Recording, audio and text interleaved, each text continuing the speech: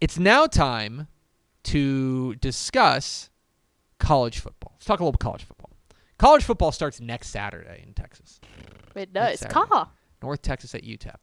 Next Saturday. I think Craven and Mallory will be out there. I will. In El Paso. I'm jealous. In the 915. Yeah. I get that right. And the rest of us will be in the 210. We will? Not you, but we will. Matt, San Steph, Antonio. Ish, and I. Yeah. I won't be. I'll be in a 2-1. We'll be in. What I'm saying is the DCDF crew will be eating well next Saturday. Yes. It's going to be big. Anyway, let's talk about some predictions. So college football is nigh upon us, and there's a lot to soak in, a lot to get to, and people love predictions. You may remember last year I made some predictions about the 2021 season, very famously perfect on my predictions. Many people have written about this, about how remarkable it is, how good I am at these predictions. When did we start lying to the people? So we thought that we would issue some more bold predictions for college football. And again, you did do better on your college picks than you did your high school picks. You went 3-2 on your college picks. That's why I am on a televised college football show. Anyway, all of that is to say these are bold predictions, okay? I'm not going to go out there and say I think that Texas State's going to win more than 3 games because I don't think that that's very bold, right? That's not very bold. I'm not going to say, hey, you know what? I think Texas A&M might be pretty good. Like that's not bold. That's not bold. They have to be bold and they have to be measurable. So I have 5 bold Texas college football predictions for the 2022 season, starting with... Boom! The state of Texas will have 2 national semifinalists. So we've got a few different places that this could happen. Okay. I really do think that there's a few different places that this could happen. Specifically, you look at the FCS ranks. I think there's some opportunities there. Now, Sam Houston is not eligible for the playoffs because they're transitioning, so that hurts my case in the FCS. Mm-hmm. But I think you've got a great opportunity with maybe Incarnate Word, with maybe Stephen F. Austin. I think there's a few teams in the FCS that could do it. Division II is interesting. I think the Lone Star Conference has a couple of candidates, specifically Angelo and Midwestern State, especially if Midwestern State actually makes the playoffs this year, like they should have last year. But that's neither here nor there. But that would be an opportunity to make a national semifinal.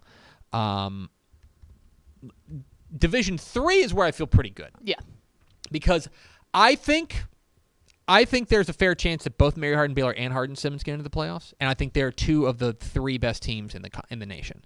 And so, to me, that is where I feel pretty good about it.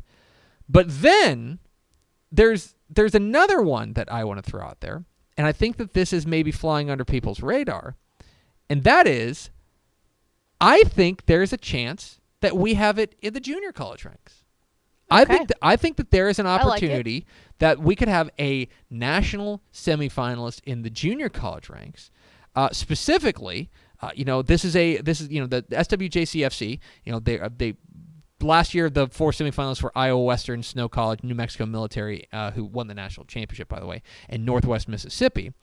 I think there's an opportunity to have a team from the SWJCFC make it all the way to a national semifinal as well in the junior college ranks. The teams that I would look at would be a team like Tyler. I think Tyler's got an opportunity because remember, I think they got to get past the defending national champs, but I think they got an opportunity. Them or Kilgore look like the teams that could do it. So my bold prediction: the state of Texas will have at least 2 national semifinals. That's also not to say we could have an FBS one. Oh yeah, if a team makes the college football playoff. Then that's a national semifinal. Yep. So I think the state of Texas will have 2 national semifinals in 2022. All right.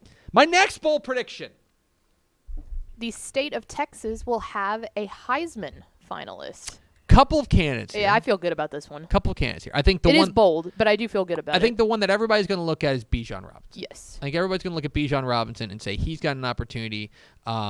To make it to New York. And if he plays the way he should, there's no reason that he shouldn't be. No, for sure. He's certainly got that opportunity. So that would be I think people would be looking at Bijan Robinson. I think Quinn Ewers. I think certainly the upside there would be for a guy like Quinn Ewers to be able to make that big run. I think if you're looking for a sleeper, I think if they hand the darn ball to Tavon Achane, then I think that A&M could have a finalist. I think that there are a couple of different options here, between, and by the way, that's even to say, like, what if you have like a breakout quarterback that we don't even see coming, right? What if you have, what Blake Shapen starts putting up crazy numbers, right? You've got options there. I think the state of Texas will have somebody in New York. Bijan Robinson's probably the easiest play here, but I think there's a few other guys that could make that list. But Texas will have a Heisman finalist. My third bold prediction.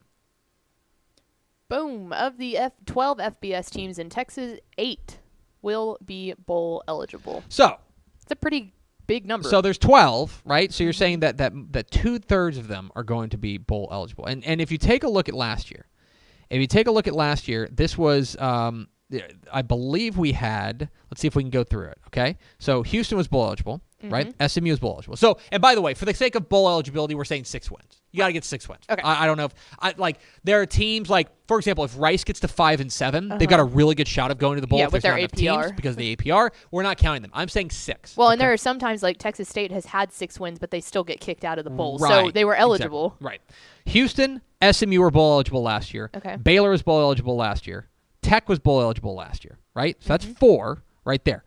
Then UTSA, bowl eligible. North Texas, bowl eligible. Rice missed it. UTEP was bowl eligible last year. How many is that right now? 7. 7. And then A&M was bowl eligible. 8.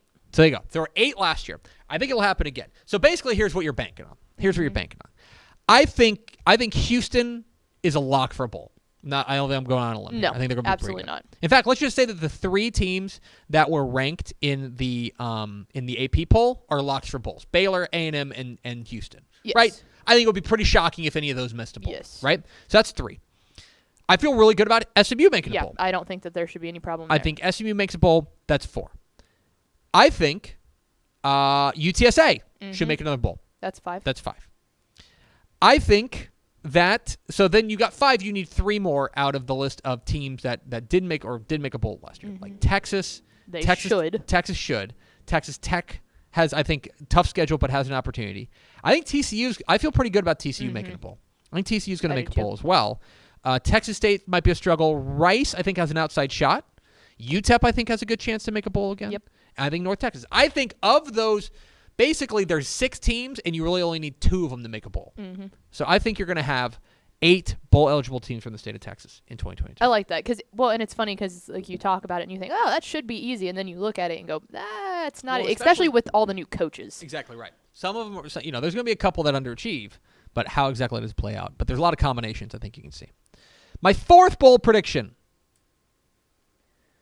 This is Texas's last season in the Big 12. Now, they're not supposed to leave until 2025. Yes. They're supposed to play 2 more years after this. Yes. And then start in the season of 2025 in the SEC. But I think you're starting to see all of these ripple effects and moves from I think what USC and UCLA did by moving to the Big 10, I think that only accelerated the process.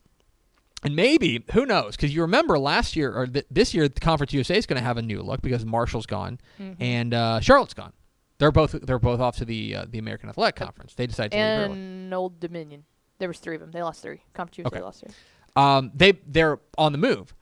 Maybe they smelled blood in the water and they said, we got to jump quickly. I think that what USC and UCLA did accelerated the timeline. Yep.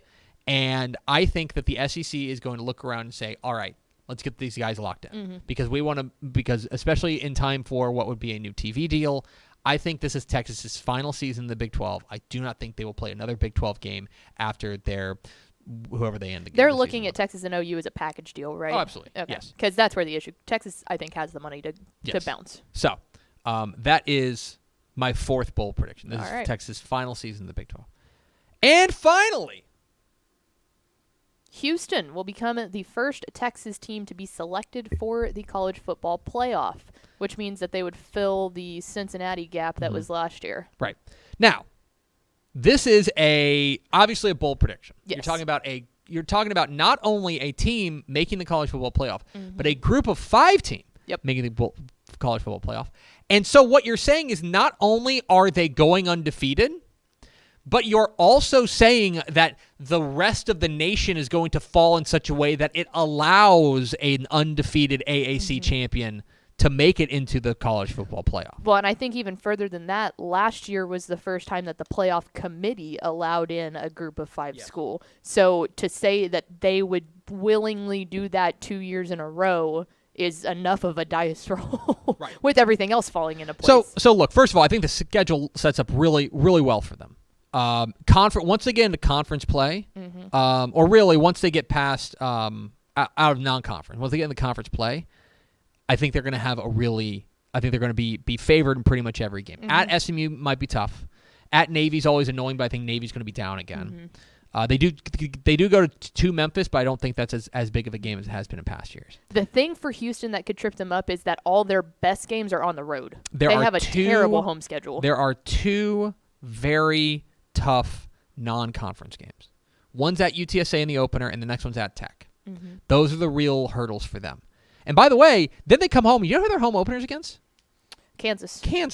And Kansas, say what you want about Kansas, right? Yeah. The Big 12 cellar dweller. They're still a Power 5 team. Right. And Houston gets knocked off into oblivion if they lose to Kansas. Oh, for sure. And so then they get Rice.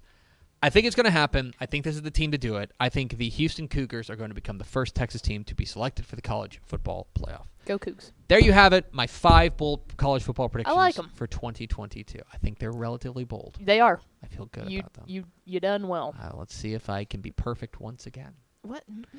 Hey, thanks for watching this clip here on YouTube. If you like this kind of stuff and you want more of it, make sure you subscribe to our YouTube channel. And remember, you can watch us live every weekday at noon at TexasFootball.com, Facebook, Twitch, or here on YouTube.